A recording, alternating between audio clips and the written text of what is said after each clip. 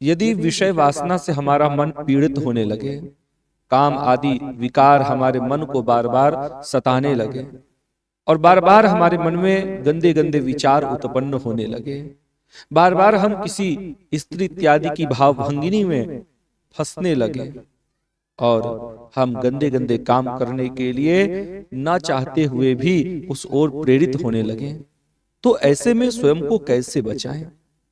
आपको बताऊं कि एक ऋषि हुए हैं जिनका नाम था कंडू ऋषि। कंडू ऋषि बहुत बड़े तपस्वी थे, जिनके तप को देख करके इंद्र भयभीत हो गए और इंद्र ने प्रमलोचा नाम की एक अप्सरा को भेजा, जाओ और जाकर के कंडू ऋषि को तपोभ्रष्ट कर दो। कंडू ऋषि भी प्रमलोचा की भावभंगिनी में पड़ करके तपभ्रष्ट हो गए, पथ भ्रष्ट हो गए और बहुत लंबे समय तक विषय वासना इत्यादि में पड़े रहे।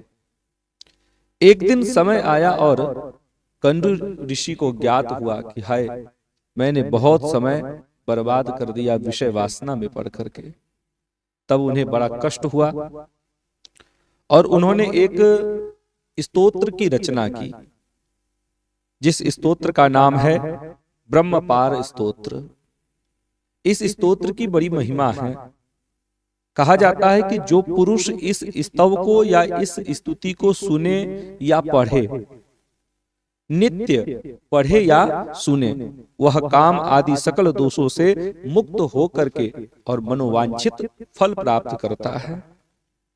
कहा कि इमं स्तवम यह पठति शृणुयाद्वापि नित्यसः स काम दोषैरखिलै मुक्तः प्राप्नोति वांछितम्। स काम दोषैरखिलै मुक्तः प्राप्नोति वांछितम्। यानी कि जो भी इस स्तोत्र को सुनेगा या पढ़ेगा, वो काम आदि सकल दोषों से मुक्त हो जाएगा। ऐसी ये स्तुति है। तो इस स्तोत्र का पाठ करके कंडू ऋषि विषय वासना से मुक्त होकर के और परम गति को प्राप्त करते हैं।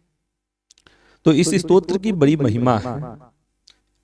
यदि आप भी किसी भावभंगिनी में पड़ करके या फिर काम आदि सकल जो ये विकार है, जो ये दोष हैं, विषय वासना में पड़े हुए हैं और मुक्त होना चाहते हैं, तो निश्चित ही इस स्तोत्र का पाठ करें, इस स्तुति को सुने। कुछ इस प्रकार से ये स्तोत्र है।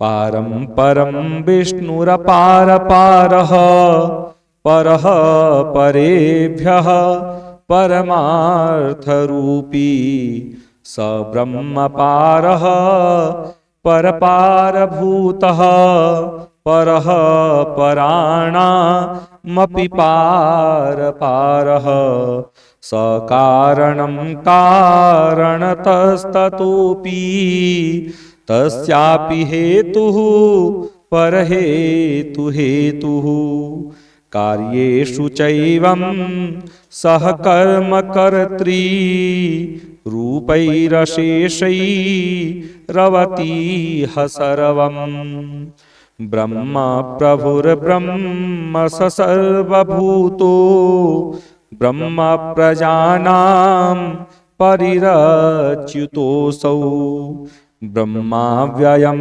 नित्यमजं स विष्णु रपक्षयाद्यैरखिलैरसङ्गिः ब्रह्माक्षरमजं नित्यं यथासौ पुरुषोत्तमः तथा रागादयो दोषाः प्रयान्तु प्रशमं मम। तो ये 4 श्लोकों में ब्रह्मपार स्तोत्र है। तो जो इस स्तोत्र को पढ़े या सुने, निश्चित ही वह काम आदि सकल दोषों से मुक्त हो जाएगा और उसे मनोवांछित फल प्राप्त होगा। इसमें किसी प्रकार का कोई संशय नहीं है।